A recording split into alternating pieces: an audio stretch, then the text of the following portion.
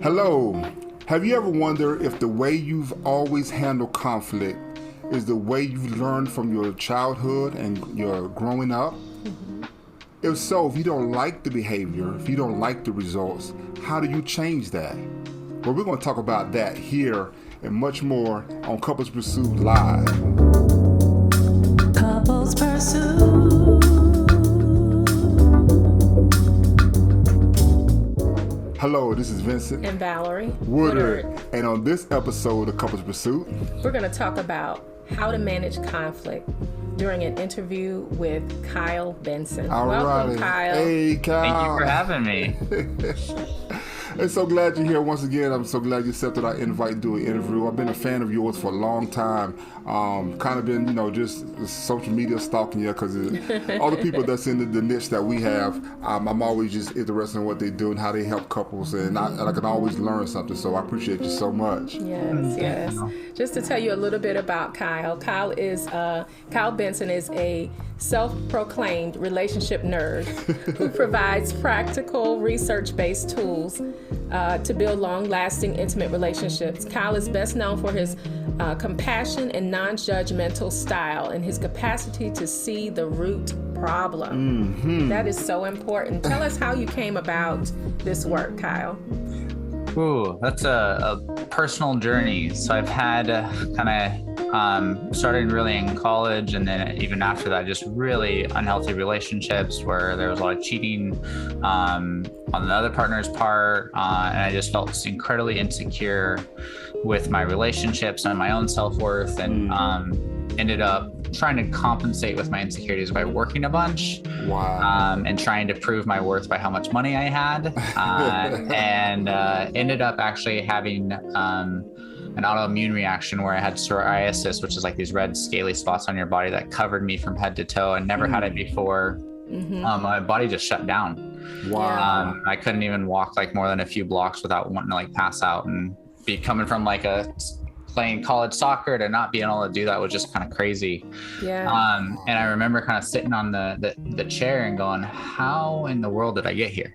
Like, what happened? And for whatever reason, it wasn't so much of the kind of the health stuff or eating or things like that. It was more of, man, my relationships have just been really roller coaster. Yeah. And so I tried to figure that out. So I started off with a book called What Makes Love Last by Dr. John Gottman, and then another book called Attached by Amir Levine and Rachel Heller. And those just really spoke to me in terms of anxious attachment and communication, and it just kind of compelled me to kind of want to understand more. And so I just started writing about my experiences and what I was understanding, and a lot about the Gottman research that John Gottman had done. The Gottman Institute ended up sharing some of that stuff. I reached out to them, asked them if I could take over their blog. They said yes to that. And, Wow. so yeah, and then that kind of led to a lot of opportunities where working with them, I currently manage research studies for them. And so from there, then to grad school, then to becoming a therapist and working with couples. So Wow. What a journey. Thank you for sharing that. It's very personal experience. And I think sometimes people don't realize how stress and dysfunction can disrupt your not just your mental, but your physical body as well. Thank you so much for sharing that. For real. Well, when I was on your website, you have a free resource. You have a couple of free resources that I would urge my listeners and our viewers to check them out, because it's I just learned a lot. I was able to get some things to bring home and say, hey, baby, I want to check this out. But one of it's a conflict, how to manage conflicts, and you have a lot of free resources on that.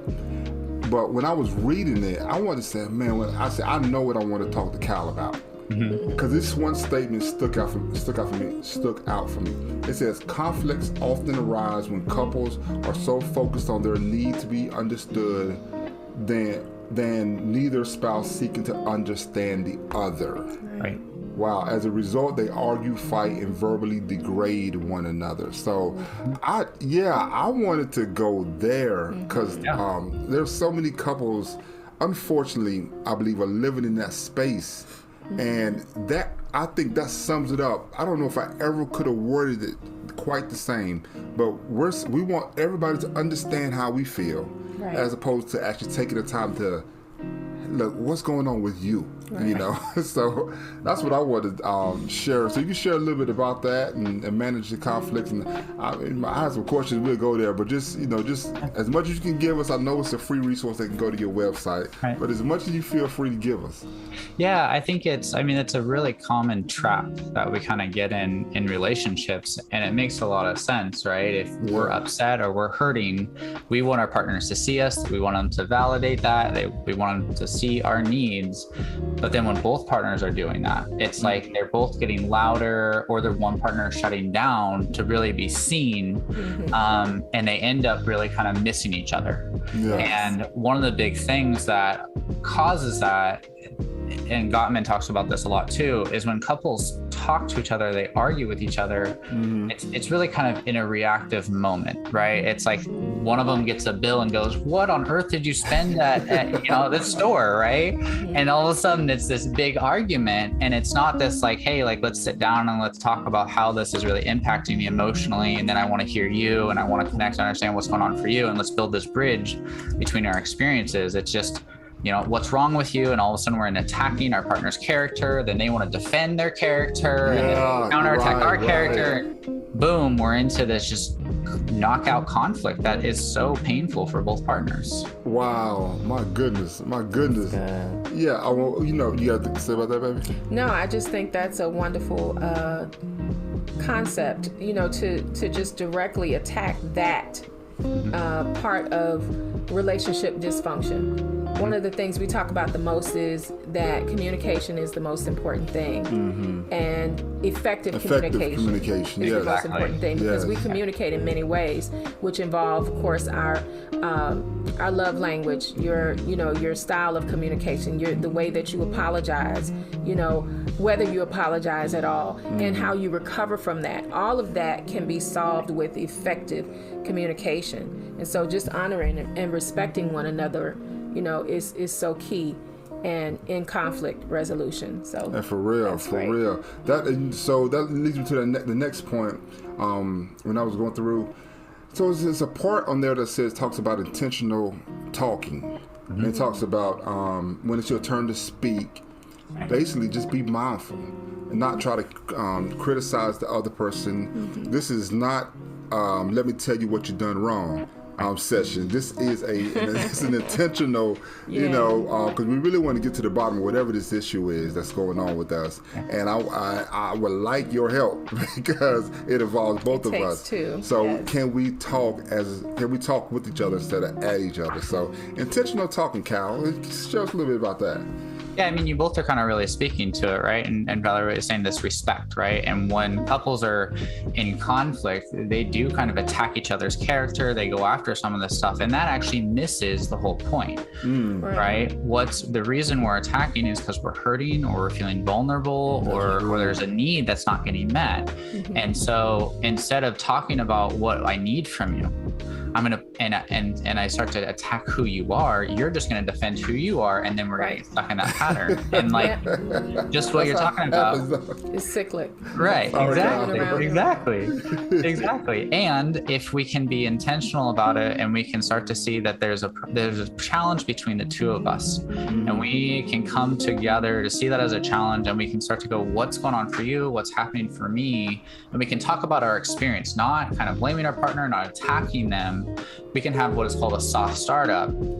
It actually causes our partner to get a little bit closer and engage in understanding what's going on for us. And then when we also do the flip and get to understand what's going on for them, we start that mutual understanding before any problem solving happens is what starts to build a bridge to our connection, and also starts to build some intimacy and understanding that then we can move the relationship forward. That's so true. I love that. And I had another question, but I wanted to back up on that soft startup. I read about that, and I think I've seen a video on John Gottman's YouTube page, or I forgot how I got introduced to it. But so how can a couple that starts off arguing, whatever. So we're past the startup. Is it possible to recover and to to restart with a Dial it soft back, start? yes. Like, is that possible? How does that? And if it is, how does that work? So what Dr. John Gottman's research shows is that's only a 4% chance of that being possible. Wow. So 96% of the time when we start a conversation negative, it will stay negative. And that's from actually watching couples have 15-minute conversations with wires on their face and a whole bunch of other stuff to figure out what's going on. It's really hard to get back when we start so critically. It doesn't mean it's not possible, but it just, 4%, yeah. right. It's just really, really hard. And so sometimes with that, the way to actually get back from that is you might need to take a break and get away from each other to kind of soothe, because whoever's kind of, if you're coming out really harshly and really critically, there's something going on that you're not being soft. And so you got to kind of regulate yourself to come back into the conversation and then begin to kind of start with that softer place, which is actually going to bring your partner closer, because they're going to see, oh, this is about what's going on for you, or there's something going on between us that we can team up against. So that's the first part. The second part is there's going to have to be repair. Right? If I go to my spouse and I say, right, you're just so lazy, you never doing this cleaning, or you never like help out with this part, I already do the dishes, I do this stuff, right? Like I'm attacking kind of who she is, right? I'm calling her out, I'm calling her lazy. That's not a partnership. That's not helpful in that way, right? And so I would have to apologize for that. I'd have to go to her and say, you know what, I was really out of line. You know, I realized I called you lazy, and that's not okay, and I'm so sorry. I'm so sorry that I said that. And I would need to know what she would need from me to understand how to repair and get our relationship back on track. That is such good information. That's good. I like Most that. people skip that part. You know, we kind of like they to, do. you know, get quiet, go away and come back, gloss over it, Right. and wait for the other person to respond or give a gift, you know, or some expression of sorrow or regret instead of actually saying it. Exactly. Yeah. And That's that's so good. And to that leads right into my next question about of asking for what you want, not what you don't. And we did an interview with Dr. Keisha Heidick, and she made a very great point of let's talk about the issue, not all the issues, not everything that's wrong in this relationship today. You know, let's actually get down to the root, but talk about what we want to solve now. Yes. Like what do we want to move forward from now? We can't work out all these issues in one conversation, because it's just going to go somewhere else. Right. But so talk ask for what you need and not what you don't. What do you think about that, Kyle? Yeah, I mean, that's what's so important. We want to give our partners a map to our heart, right? We want them to see what. Can you hear me? Oh yes. Barely. We lost. Okay, did it just? I got you. Oh, there we go. Okay, great. Okay. Yeah, we want to, in asking for what we need, we want to give our partners a map to our heart, right? And have them really kind of see us and understand us. But that's also really hard. And so when we come in and there's might be multiple things where we struggle in the relationship, once we feel like our partner wants to hear us and we start with one, we might want to add 6 or 7, right? And just like you said, when we add more to it, it actually blocks us from actually getting one problem resolved, or at least being able to manage it better, right? And that's why even from John Gottman's research, when he watched couples who were able to manage conflict well, they stayed focused on one problem until they're able to actually solve it, or at least come to a mutual understanding.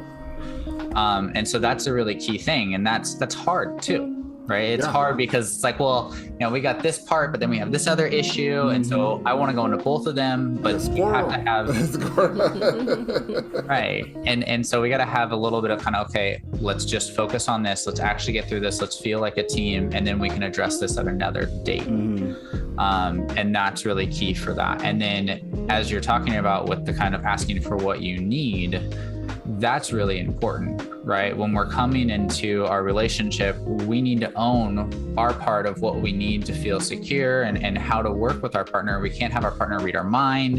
We can't say, hey, don't do this, right? You can't just come home at 5 p.m., right? And like this really vague stuff. It's like what's underneath that is really, I need to know that I kind of matter to you. And one of those ways that I see that is this gesture.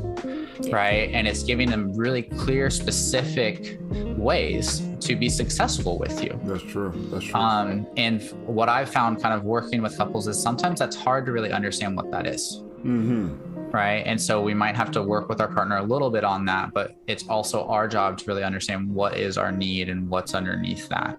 And if we come from families, like you talked about, that open-ended question at the start of today, we might have grown up in a family where needs weren't valued at all. And so we might not even know what we need. Yes. That's so true. Yes. And so that might be something that we have to kind of work on or explore to be able to bring into our relationship so we can have a more secure and healthy relationship. Yeah, that's great. And I think also what's important about that is in asking for what you want, not what you don't. Also, the silent factor, because oftentimes one spouse may be passive, you know, and they don't express what they want, and they may be also passive aggressive, and then that other spouse can't necessarily read that, you know, and so then if you don't ask for what you really want, you continue to get what you don't. Wow. Yeah. Exactly. And who is to blame for that, really? Yes. We have to speak, you know, and say I don't like that. No, Yeah. I prefer not to be touched that way or talked to that way, or I don't like it when we have this every single night or every week at the same time. I would like variety, or I need consistency. Say those things, and then you can get underneath and discuss, well, tell me more about that. What makes you feel that way? And then you can find out, oh, this is how he or she works. Yes. And that really helps me to understand who they are instead of feeling attacked because they do not match me. That's true. That is so true. That is, and that my next question led right into that. Is so often we find ourselves trying to understand. We don't understand before problem solving. That's another one I read in your one of your free resources. How we sometimes we can try to move on, try to solve the problem, but we really don't understand. I wonder, is that a mansplaining thing that John got me talking about? Because it sounds like something that we do. It sounds like, okay, we just want to. I got a remedy for that right there. But do you understand what the problem is? Oh, I thought I did. Maybe I didn't. But understand before solving the problem. Right. And I would love for you to hear your thoughts on that. Yeah, I mean, it definitely, I sometimes do see it a little bit more in men. It really kind of depends on kind of family culture and kind of how we deal with feelings, right? And so the big thing though is in that, if our partner says, hey, this bothers me, we're like, okay, well, let's just try this now. Right. Our partner doesn't really feel understood. We're not curious about their experience. We're not trying to understand where this is coming from or exactly what the need is. And so it's like trying to build a house without all the material. Yes. Right. Our partner's feelings, their needs, as well as our feelings and our needs all need to kind of come out, and we both need to understand each other before we start to build a solution. Well, yeah. Right. Yes. And that's where couples, they go, oh, here's a 2x4 of one of my feelings. And the partner's like, cool, we can build a house with this. And then the partner's like, no, like that's going to fall over with the wind. Right. Right. And that's why we have to go really slow and get to a point where we're asking our partner, okay, what I'm hearing you're saying is this part, and you need this, and you feel this way. And actually, that makes a lot of sense to me. I'm going to really make space and honor that that's your experience until our partner feels like, yes, you understand me. And once they can say, yes, you got it, you understand me, and they can do the same for their partner, we have that mutual understanding, and then that's where we can problem solve. That is so awesome. I want to hear your thoughts about this. But one of the things that I've learned later on in our marriage is to actually like ask the question, like, I need clarity. You know, on what was just said, because sometimes I'm multitasking and I'm not really getting a clear. You laughing? You laughing? Yes. I'm not really getting a clear explanation. And when I find myself lately, haven't always been this way. Right. But lately, when I find myself saying, I don't think I got the full gist of what she said. So, but I'm sorry, baby. Can you say it again? You know, can you rephrase that, or you know, a question. I got a question about something before I give an answer. Is this what you meant by that? Yes. So that is a really good point. That is really good. Hopefully somebody need to put that in the back pocket, in our front pocket or whatever, because I think you can run on from that. Yeah, that's really important. You know, that it's really important to be heard and understood, because that is what communication is about, the exchange of information for the purpose of understanding. I'm not just telling you because I want you to hear me and go, oh, okay, yeah, sure. I want you to, sometimes I just need you to hear. Right. Sometimes I need you to hear, I need you to hear and comprehend and understand. Okay? I know that's synonymous, but sometimes it doesn't always work together. Right, But, right. Understand. Right. Listen to understand. And if you don't understand, then investigate more. Find out what I mean. Don't just assume, oh, well, she says she doesn't like spaghetti sauce from this particular restaurant. So she don't want spaghetti. So, she doesn't like spaghetti. I didn't say that. You know?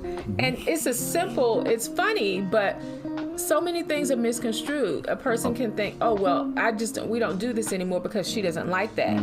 And then when you express that in a conversation to another person, well, my wife or my husband, we don't do this because they don't like that. And the spouse is like, when did I tell you I don't like that? Right. You know? Exactly. So a little bit goes a long way. But yes, listen, understand, investigate, and then repeat it if you have to, so you can get reassurance about what's been exchanged. And then also ask for clarity. Well, and this is so important, right? There is so many couples that I work with, like even in session, one partner will say, another partner will all of a sudden take it and be like, okay, this is the new fact, this is the new rule, and I go, hey, can you actually, right? You're telling yourself this after they say that. Can you check that out with them? Can you check that out if that's what they actually meant? And that's what's beautiful about what, Vincent, can you give me some clarity? Can you help me? Right? Help me make sure I get this, right? And if you can slow down and do that in your relationship, that will help so much miscommunication and misunderstanding. That leads to the next point. Calm yourself. I know that sounds self-explanatory, but talk about that. Give us more about that. Keep it. Yeah, I think especially in conflict, for some of us, we grew up in families that conflict was normal. Other families, there was no conflict. Everything got swept under the rug. And so our bodies can become really overwhelmed when we get into conflict. And so if we can be softer in our startup, and be gentler and listening and that stuff, that'll help our nervous system. But also we have to be able to calm ourselves so we can do that too. Right. So as a speaker, if I'm really hurt and overwhelmed with negativity and anger, I'm going to come out harsh. Yeah. It's my part to work on soothing and self-soothing, so I can then start to share that in a way that my partner can move towards me and start to connect with what's under that anger, or what my anger is about. And so that's a big part for kind of the speaker who's often sharing what's going on for them. For the listener, it's kind of the same thing, right? Our partner might say something and we might want to just defend ourselves, attack them back, and not actually listen. We might be listening to reply rather than understand, right? And so we really have to slow down and trust that, okay, I got to really try to understand my partner. They're sharing this right now. I'm going to put my agenda, my stuff about this on the side, and trust that in the future we will talk about this, and it'll be my turn for my space to be really understood. And this is something John Gottman does. When Julie Gottman, his wife, talks about issues, he writes down what she will say.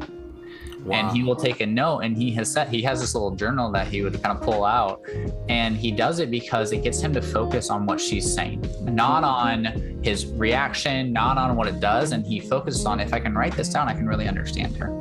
That is so good. That is so good. I remember so often in our early relationships, we used to argue. After we get to a point of, heightened excitement in the argument or whatever, it's like, man, I wish you could record yourself. I wish you could hear yourself. I wish because I'm telling you what I said. No, that's not what I said. Or da da da da. But so that point, and we have one more point to go. But so when you talked about calming yourself, I know some people might be looking at this video or listen to this on the podcast and say, well, that's easy for y'all to say. Y'all are relationship coaches, y'all, that's easy for y'all to say. What do you say to those people that are like, I don't know, I can't help it. I can't. Well, I think that's where you start to question, really. I can get angry. It is hard for me sometimes, but that's work I've done and work I have to do. But if you say you can't help it, does that also show up when you're in public? Are you able to control it in public? If you can control in public, why can't you control it at home? Nice. Right? Because there's something that you're telling yourself or convincing yourself you can't do it, but yet you can. And so there's a discrepancy that you need to examine on why that is. And oftentimes, the people who say, oh, like I just can't control it, I'm like, okay, well, last time this happened in public and you told me this, you didn't react, you didn't blow up, you didn't attack the check stand person. So help me understand, like, what's the difference here? Yeah, you let them off easy. It's a lack of desire or self-control or respect. You would always say that the true the test. way the true test. The true test of when you love me, if you love me, is how you treat me when you're not happy with me. Right. That's so good. That is so good. You can say whatever you want, but when you're upset and you don't control yourself, that tells me all I need to know. For real. Relationship red flag number 1. Man, this interview is so good, and we've run out of time. And I appreciate you so much, Kyle. Look, my last one is connect emotionally. You speak a lot about empathy, and we do too, actually, because I learned that's actually a key thing when you speak from that place, and actually to that place also, but from that place where you are trying to really understand and feel what the other person and what your spouse is saying. So connect emotionally. That's the last one. Yeah, so just kind of really quickly on that, like if our partner is sharing their feelings and their experience, sometimes we want to kind of defend ourselves or kind of dismiss that, and it leaves them feeling isolated and alone. Right. Yes.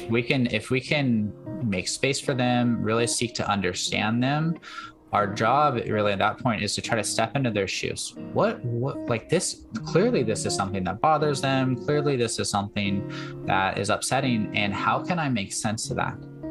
How can I step into that and go, yeah, like what you're actually saying, that you felt hurt, that I talked to this person at this party and I left you alone and excluded you. Like I can actually resonate with that. That makes sense that you were hurt in that way. Just even saying that and honoring our partner's experience, what it does, it actually regulates their nervous system. It makes them feel safe. And all of a sudden they feel they can start to connect with us a little bit more. And so that's a really key part. That is so important. We want to honor your time. We want to thank you for joining us today. Yes, thank you so much. Thank you. And we want to say to all the listeners, to learn more about Kyle Benson and to download your free guides to stop cycles of conflict and begin connecting in your relationship today, visit www.kylebenson.net. KyleBenson.net. KyleBenson.net. Yes, that's right. And I'll leave a link in the comments. So thank you again, Kyle. Thank you so much for Thank joining you. us. I appreciate we it. did it. We got together, and it was a great connection. I just appreciate you so much for saying yes, and I just look forward to it's a great interview when you run out of time. Yeah. And I to connecting in the future. Yeah, and I appreciate you putting this on and helping couples. I mean, this is really powerful stuff. So thank you for making this happen. Awesome. All righty. Till next time, we want to thank you for joining us here on Couples Pursuit Live. We pray that the Lord bless you, keep you, make his face shine upon you, be gracious to you, and give you peace. We'll see you here again on Couples Pursuit Live. Bye. Bye.